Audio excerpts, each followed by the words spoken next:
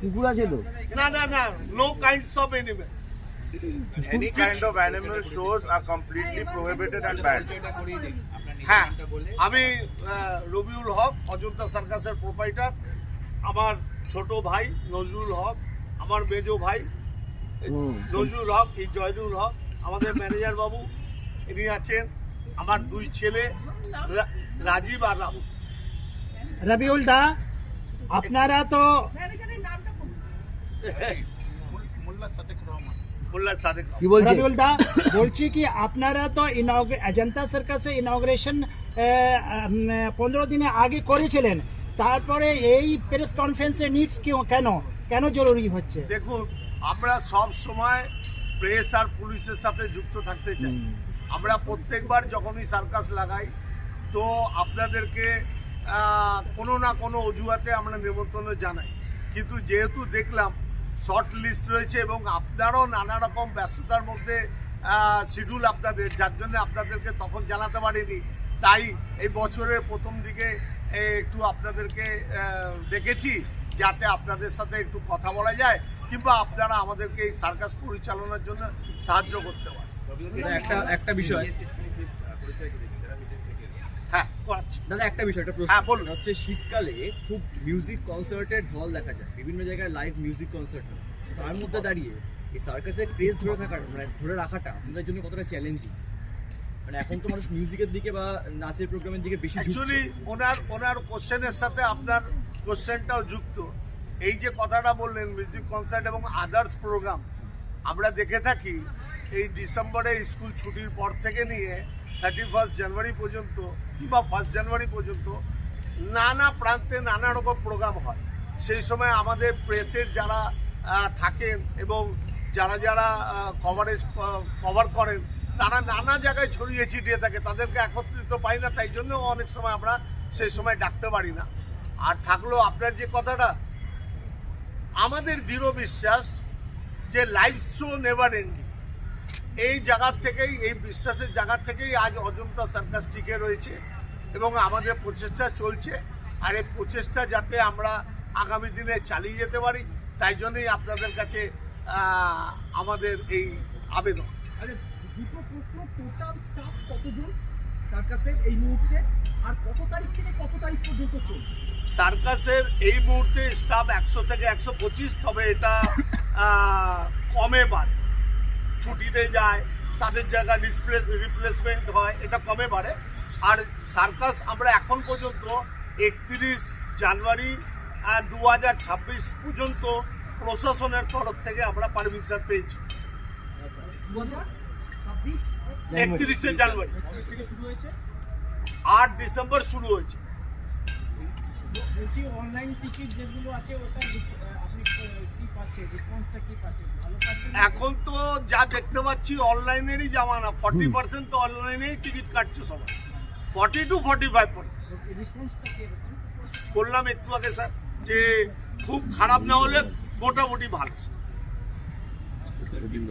আগে কে শুরু করেছিলেন না তার সাথে আপনার কি সম্পর্ক? 50 বছর আগে আমার বাবা, তথাকথিত নাম ছিল না স্যান্ডো সাহেব, উনিও একসময় সার্কাসের ম্যানেজমেন্টে থাকতেন, সেখান থেকে ওনার ইচ্ছা হলো যে নিজে সার্কাস খুলি। তো সেই জায়গা থেকে উনি আমাদের এই কলকাতার গোয়া বাগানে প্রথম টাইগার সার্কাস নাম দিয়ে উনি সার্কাস খুলেন। তারপরে ধীরে ধীরে ধীরে ধীরে ধীরে ধীরে তখন একটা ছোট্ট সার্কাস, তেমন কোনো পুঁজি নেই, তেমন কোনো সহযোগিতা নেই, তবে তার মানে অসীম পরিশ্রম আর তার দূরদৃষ্টিটার জন্যে হয়তো আজ আমরা সবাই এখানে একত্রিত হয়ে আপনাদের সামনে উপস্থিত হতে পেরেছি।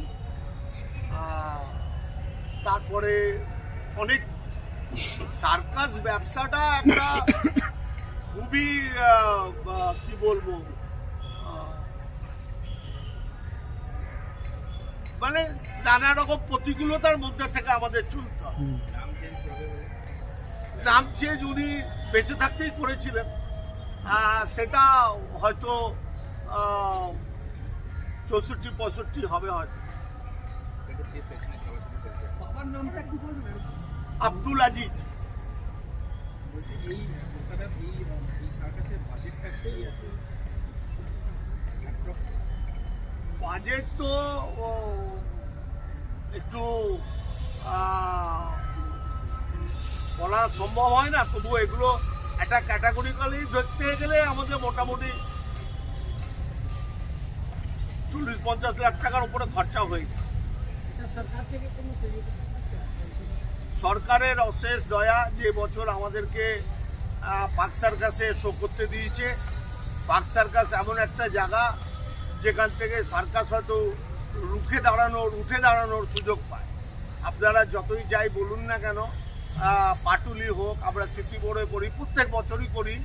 আমাদের যেহেতু কলকাতা বেস সার্কাস, আমাদের হেডকোয়ার্টারও কলকাতায়, আর আমাদের বাঙালি স্টাফ নিয়েই আমাদের ম্যাক্সিমাম পরিচালনা করতে হয়। তাই প্রত্যেক বছর লাভ হোক বা লোকসান হোক, আমরা কিন্তু ছুটে আসি। এই ডিসেম্বর জানুয়ারিটা বাড়িতেও থাকা যায় আর একটু শো প্রদর্শন কথা বলছি। আপনাদের এখানে এই সার্কাস চলছে, আবার সিটিতে চলছে হচ্ছে ফেমাস সার্কাস। মানে আপনাদের যদি তুলনামূলক বিশ্লেষণ করি, বলি যদি যে কোনটা বেটার বা কম্পিটিশনের কোনো জায়গা, কি বলবেন? যদি মাঠের তুলনা করেন তাহলেই উত্তরটা পেয়ে যাবেন। মানে অনেকটা ইস্ট বেঙ্গল মোহনবাগানের। সেটাও বলতে গেলে বিতর্কিত সাবজেক্ট এসে যাবে। আমরা কাউকে ছোট করতে পারি না। আমরা ইস্ট বেঙ্গলের সাপোর্টার, মোহনবাগানের সাপোর্টার, মোহনের স্পোর্টিং এর সাপোর্টার। হ্যাঁ, পরিচয় বাবু, তুমি এবার না না আপনারা বসুন, পিছনে যারা আছে তারা একটু উঠে দাঁড়ান, একটা ছবি করবো। হ্যাঁ আপনারা বসে থাকুন, না না এমনি বলো। ঠিক আছে। সকলকে দেখা যাচ্ছে না, ওদেরকে পাশে রাখুন। ম্যাডাম একটু হ্যাঁ সামনে আসবেন এখন। ম্যাডাম এদিকে এদের একটু ল্যাঙ্গুয়েজ প্রবলেম। আচ্ছা, আগে ছবিটা করে নিন। হেল্প করতে হবে। ছবিটা করিনি স্যার, ছবিটা করিনি। হ্যাঁ।